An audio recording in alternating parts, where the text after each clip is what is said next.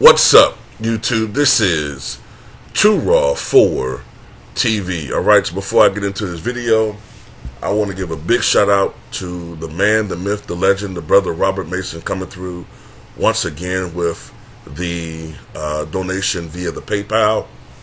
This time, an $11 donation to the channel. And I saw your notes, and I agree with everything you said, man. You know, about Wilt, about the Warriors and other stuff. Yeah, I forgot to mention Steve Kerr. Yeah, Steve Kerr is also culpable. Now, of course, they beat the Rockets. Clay had a super game. But still doesn't distract from the problems that they have this year on the road, especially. I'm just sick of Steve Kerr getting all this credit when everything's going well. But when they're losing, you know, Steve Kerr don't get no criticism. But the media is quick to blame Doc Rivers. You know, Nate McMillan just got fired.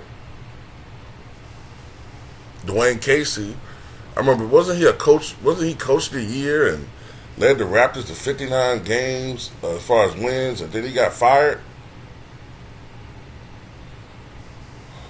Oh, well. Anyway, I know a lot of y'all waiting on this who are True Raw haters and Russ haters. I know CJ is loving this moment, you know. I'm going to say this. Don't all of a sudden make this Russ's team. This is what the Russ hating media and what Russ haters do. Now all of a sudden you want to make this Russ's team. All 4 years, this has been Kawhi's team, right? And all 4 years, the Clippers have been underachieving. So don't just one game in retroactively put all of the Clippers' failures on Russ's shoulders. I didn't do that with LeBron at first. You never hear me sit up there and say, oh, all the years since the Lakers won championship, that's LeBron's fault.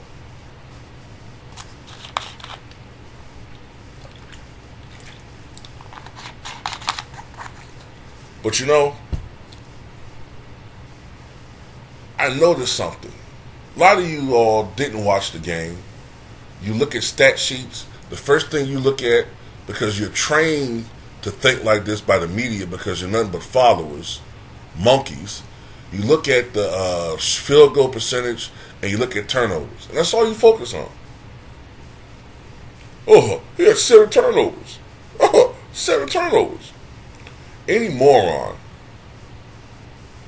with a brain, well, I guess that's an oxymoron. A moron doesn't have a brain. Any reasonable person with a brain would deduce that if you're playing at a faster pace, right, which the NBA has been doing, Russ plays at a faster pace, which means that he's pushing the pace. There's more possessions. So a lot of stats that Russ is going to accumulate are going to be inflated rather than a slow, deliberate, slowly bringing the ball up, half court, set up type guy, point guard. You know what I'm saying? Those types of point guards don't have as many turnovers. Now, John Stockton used to have a lot of assists, but he wasn't always moving 100 miles an hour. Plus, he was a better passer than Russ. So his turnovers were very low. I think he only averaged like 2 a game for his career. Russ moves at a faster pace. All right? So there's going to be more opportunities for him to turn the ball over. Just like there's going to be more opportunities for guys to get rebounds when the pace is faster, so rebounds become inflated. Just like Kevin Love when he played with the Minnesota Timberwolves about a decade ago, they led the NBA in pace. So consequently, Kevin Love was getting more rebound opportunities. That's why he was averaging 13, 14, 15 rebounds a game. But when he went to Cleveland or any other subsequent team, his rebounds went down. Now, some of that was also because he lost some weight, but his rebounds went down more like 9, 10 a game.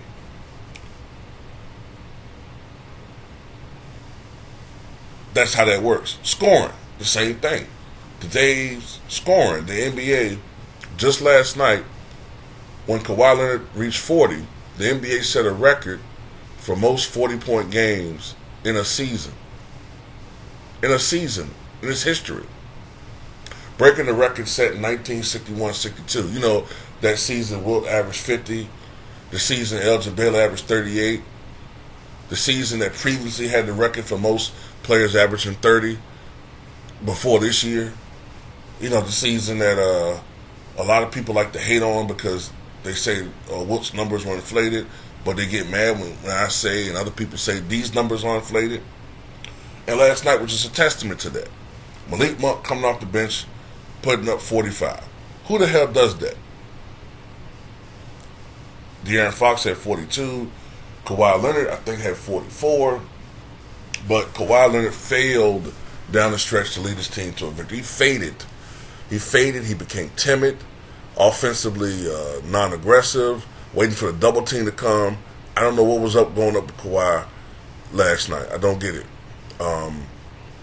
He fell down the stretch, and he missed a lot of shots, you know what I'm saying, that were very makeable. Paul George really, this is what kills me. Paul George really choked down the stretch. Everyone keeps talking about Russell Westbrook, but if you looked at the game, when Russ came out late, the Clippers had like a 9 or 10 point lead. He comes out, Paul George, and who was the other one? Somebody else was fucking up last night. Dude, he's played for the Trailblazers and the Raptors. I can't think of his last name right now. Paul George and him were fucking up last night terribly. Turning the ball over. All stupid-ass offensive fouls. Paul George getting raped twice in consecutive possessions. But nobody noticed that, though. Everybody looking at Russell Westbrook's 7 turnovers. Never mind that he had 15 assists, and that's a 2-to-1 assist-turnover ratio, which is pretty good because that's LeBron James's career assist-turnover ratio, 2-to-1. See, when you're playing a game, you fucking imbeciles, where the final score is 176, 175, certain numbers are going to be inflated. You mouth-breathing, cockroach on the wall counting, mama, can you loan me $20 so I can get a haircut begging, no girlfriend beating your dick to fucking porn, 80s porn, losing ass fucking pieces of shit. But, yeah, numbers are going to be inflated. That's just how that is. That's why Russ had, a record for assists for a debut for the Clippers, 15 assists, 176, 175. The second highest scoring game in the history of the NBA. And people are harping about 7 turnovers. Ignorant, stupid. Oh my God,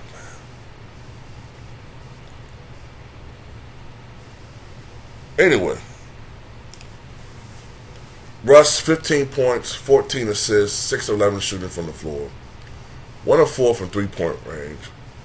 Russ hit a big 3 late down the stretch for them, hit some key buckets. When Russ was in the game, the Clippers seemed to do pretty well. Let's look at some stats. Because people like to bring up these 7 turnovers, right? Let's look at some stats.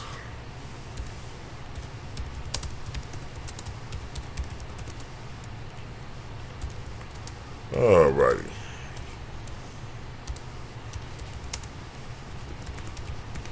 You know, if that game had went to a third overtime, they more than likely would have broken the record for most points scored in an NBA game. Alright. This is what I want to look at.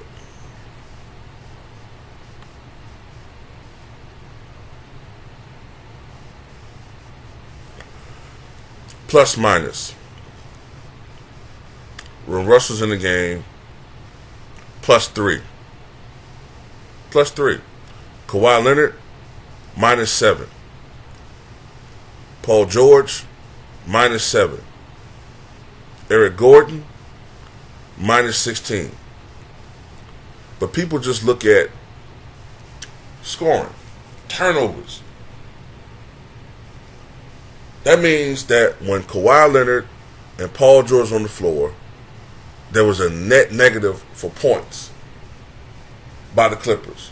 That was reflective of down the stretch when Russell Westbrook wasn't in the game, quarterbacking, and they was turning the ball over. And they had terrible possessions down the stretch in those overtimes. But see, imbeciles just look at shooting. Yes, Kawhi Leonard shot 16 of 22 from the floor. But remember, he started 13 of 15.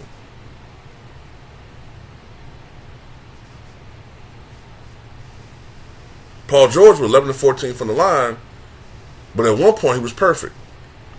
It's when he was missing. It's when Kawhi was missing.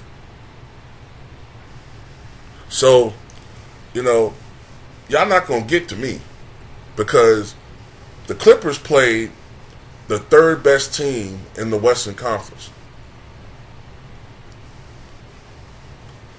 I believe the Kings lead the NBA in scoring, and they're a really good defensive team.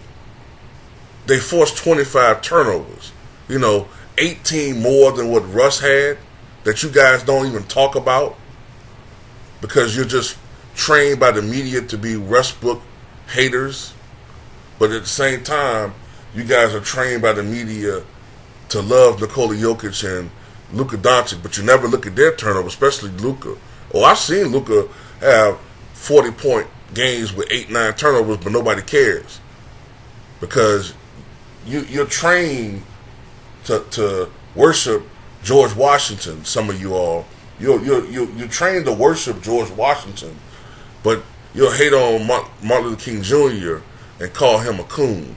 You'll hate on Malcolm X and claim he, slept with white businessmen and whatnot. Because you're nothing but, you know what you are. I ain't going to call you that on video. But anyway, yeah. Russ, to me, had a successful debut. He was actually 7 of 13, not 6 of 11, excuse me. 7 of 13 from the floor, 1 of 4 from three-point range, 2 of 2 from the line, 5 rebounds, 14 assists, 1 steal. And, I think it's interesting, too, that Russ fouled out. Russ never fouls out. I can't remember the last time the guys fouled out of an NBA game, but interestingly, all these fouls were called against the Clippers in Russ's debut. Especially against Russ. I just thought that was interesting. But anyway, that's all I got to say in this game. Fuck all of Russell Westbrook's haters. He had a very successful debut individually. The Clippers have had problems before Russ got there. So,